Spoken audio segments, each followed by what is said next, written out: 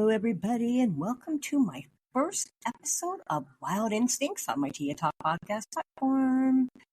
So, some of you have actually heard this story before, and it's going to be a long one, and not just in one episode, but you've heard this general background on my life and how I actually got my start.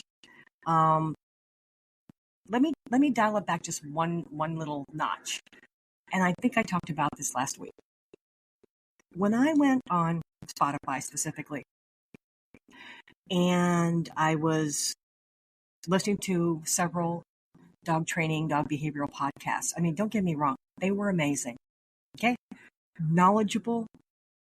Great. But in some of them, I could see how the average person might have a hard time following what they were talking about. And I'm knowledgeable, but I'm old school. You know, I don't, some of the lingo, you know, I just kind of go like, that's a little much. So what I decided to do with Wild Instincts is have more of a normal conversation with the average dog owner, but teach you how I learned, because I am so fortunate to have been taught by the animals themselves with very little direction from the human. So let me tell you a little bit about the story and how it got started. I've been running Villalobos Rescue Center since the 90s, I think 93. And or maybe, I don't even know, mid 90s. I was thrown into it. My estranged brother, who I can't stand, not a good human, shows up at my door one day out of like not seeing him for years and years. And, you know, I've always been an animal person. My stepmother raised me. I was into horses, dogs. You know, I've always had a lot of different animals around me. I had a bobcat when I was younger, a lot of raccoons, possums, ravens. Those were all my animals. And he shows up with this big white dog and says he can't keep him. That he was supposed to be a good guard dog, but he's not.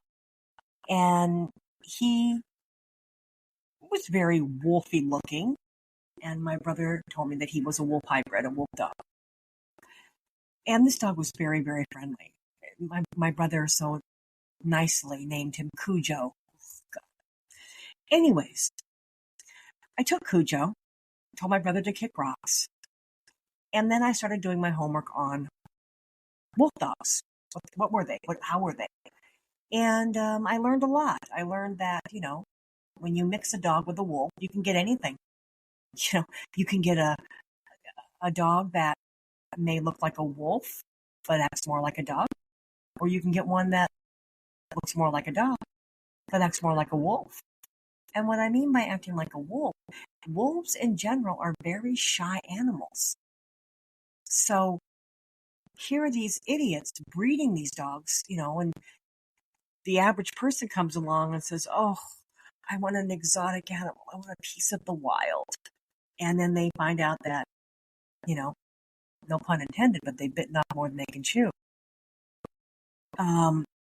So as the word got out that I had this big polar bear of a wolf dog, next thing I know, one turned into two, turned into three. The next thing I know, I have 5 of them in my condo in the East San Fernando Valley.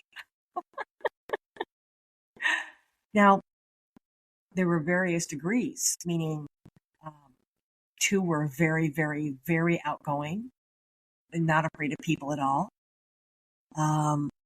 Then I had a red one. It was kind of a red and brown one named Cherokee, terrified of people, very wolfy. So it just went from there. I was living with my younger daughter's father at the time, and he and I ended up separating right after Mariah was born. So there I was with Mariah, a newborn, and my older daughter, Tanya. I didn't have the twins yet. And 5 wolf dogs. And he walked out on us. And, oh boy, my cat just took off into the swamp. Oh my God. What is he chasing? Speaking of wild animal. Anyways, single mom, 2 kids, 5 wolf dogs. No money. So I had to find another place to live that I could afford, and we ended up moving up north in I don't think it was the Angeles National Forest, or maybe it was, but it was way up in the woods. And it snowed, we're talking like 6 feet of snow, and that's where I lived for a while. Well, after being there, I don't know, maybe a year, we reconciled, and my daughter's father wanted to get back with me. We were struggling, I'm not going to lie. Me and the kids and the dogs were struggling. I was bartending late at night. It was rough. So he was renting a property down in the Santa Clarita Valley of California. It's called Agua Dulce. And I moved on to his property that he was renting. There was a mobile home at the back of the property, and that's where I stayed with my wolf dogs. And next thing I know, I ended up with 3 more. 3 black ones. They were siblings. I got them from another rescue. And that's where Villalobos Rescue Center started taking off. And I started learning more and more about these dogs. From there, we ended up moving to the 10-acre place that y'all saw on our TV show, Pibbles and Parolees. And that's where Villalobos Rescue Center really expanded. It hadn't become Villalobos Rescue Center yet, and I did have, a decent-sized pack of wolf dogs. I want to say maybe around 10 at that point. And I met up with a woman named Nicole Wild, and I'm giving you the very quick clip notes of it so we can get into the nitty-gritty. And she helped me, together we kind of put this together, this wolf dog rescue, and she was into wolves, and that's where we started. And we learned on our own, learning how to build enclosures that were escape proof, and learning about the different temperaments and how wrong the breeding of these dogs was, how unfair it was.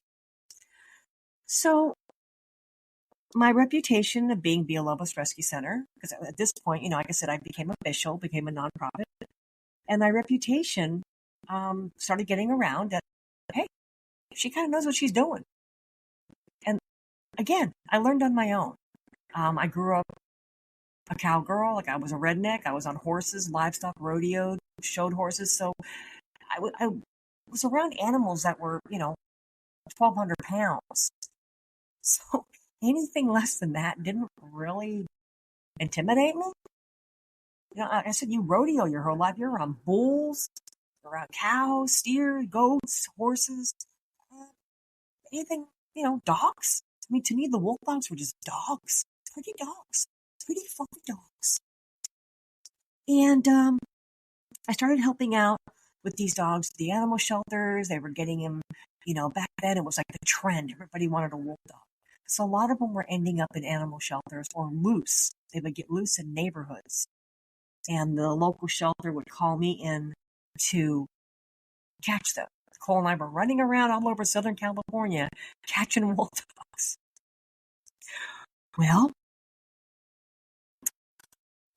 I caught the attention of a company near me, actually, in Agua Dulce, that trained exotic animals for the movie industry. And in that area of Agua Dulce, there was quite a few of these companies that kept animals that they used for the film industry. Now, I know it's a very controversial topic, and I agree. Some of the people that had those animals treated them like crap. This particular company, I got lucky. because they were amazing. And they approached me with the opportunity of a lifetime. And I'm going to leave you with that cliffhanger. And on the next episode, we'll get more into this story. So there you have it, where it all began. All right, y'all. I will talk to you next week. Until then, happy howls.